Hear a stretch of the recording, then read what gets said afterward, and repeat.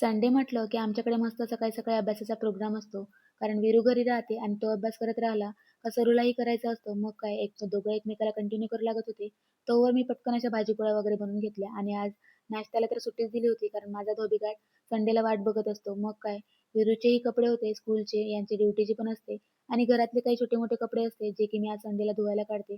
मग काय माझ्यासोबत माझी चिडचिड मला काय कंटिन्यू करताय? करू लागत होती. हा? कोणी सांगितलं तुला कपडे धुवायला? हा? का मीच? कोण मीच सांगितलं? हो का? कपडे धुवू लागते तुम्हाला? असं? नको धुणं, राहू दे, मीच धुते. हा? हा? तूच धुते का? थँक्यू ग. असं.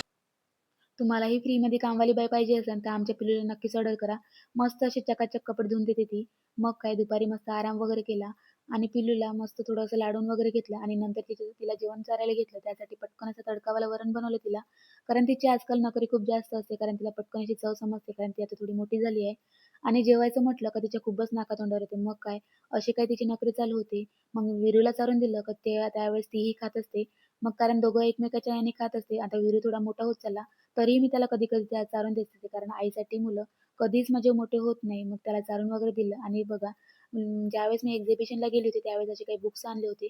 ते किती सुंदर होते म्हणजे असे छान असे म्हणजे रिअल असे बर्ड वाटत होते आणि पिरूला तर सगळेच आवडले होते. त्यामुळे सगळ्यांची अशी काही किसी घेऊन राहिली होती ती. आता ते बुक्स मलाही आवडलं होतं. आता यामध्ये अजून 2 बुक्स आणले आहे मी. ते तुम्हाला नेक्स्ट व्हिडिओमध्ये दाखवते आणि असा काही आजचा दिवस होता आणि चला मग भेटूया नेक्स्ट ब्लॉगमध्ये. Bye bye.